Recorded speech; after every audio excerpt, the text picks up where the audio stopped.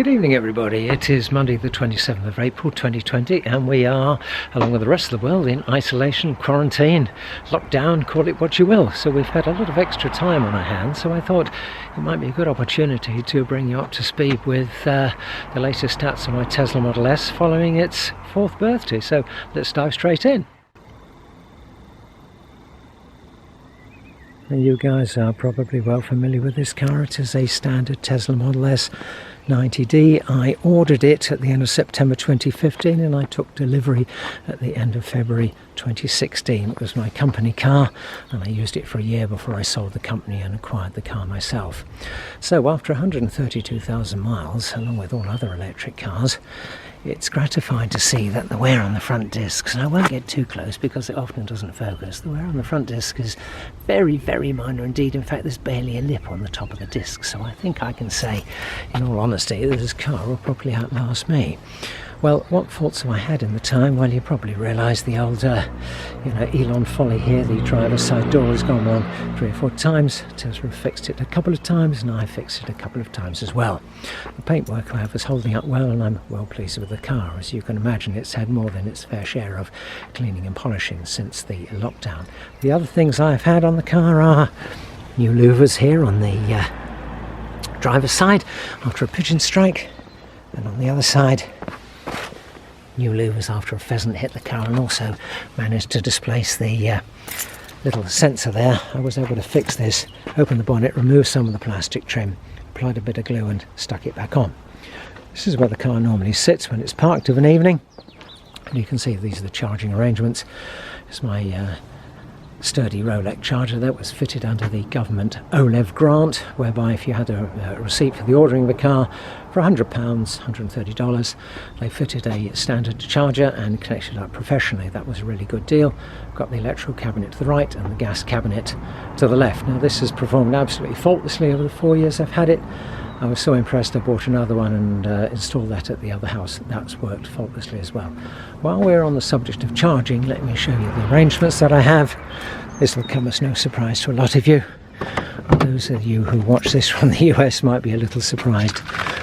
Now what we have, of course, in the UK and in Europe, the Tesla Model S comes with the modified Menikes Type 2 7-pin plug, where you've got the opportunity to have either single phase 250, 3-phase 250 or 3-phase 415.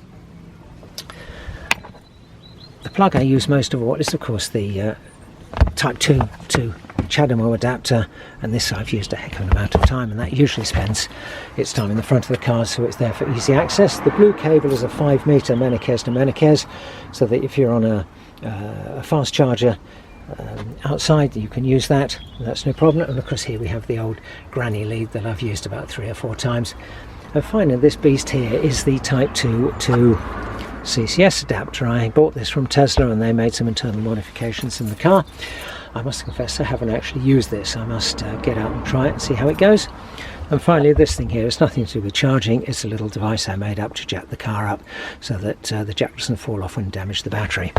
So all in all, I think I can say that no matter what type of charger I'm confronted with, I can charge up no matter what. Anyway, join me in the car and we have a review of some of the stats.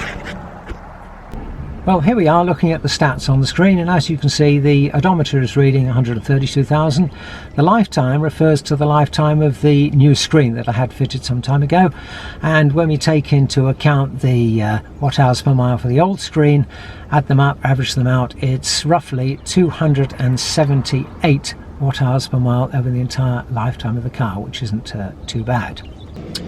Now then, what everybody really wants to know about an electric car is how has the range diminished? How has the battery degraded? Well, you hear all sorts of stories about this. Well, what I can tell you is at 112,000 miles, a 90% charge on the car was showing as 233 miles. A 90% charge on the car is now showing 231 miles. 2-mile drop in 20,000 miles. Dead on target, as we said before, for 1 mile every 10,000 miles. About normal, I have to say. It's not really been a problem. As I said before, I only ever charge up to 90%. I only ever discharge 20%. I have rapid charge, supercharged this car a huge amount of times, round about 70% of the time, I would say. So if people say that supercharging and rapid charging diminish the range of the battery, it appears that it doesn't. on that particular score.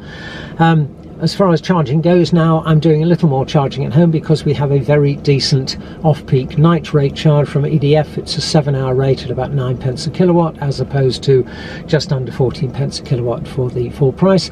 And that enables me to use the Tesla scheduled charging, which unfortunately only goes up to 6 o'clock in the morning, whereas I could go up to 7 in the morning, but I really need more than about 6 hours.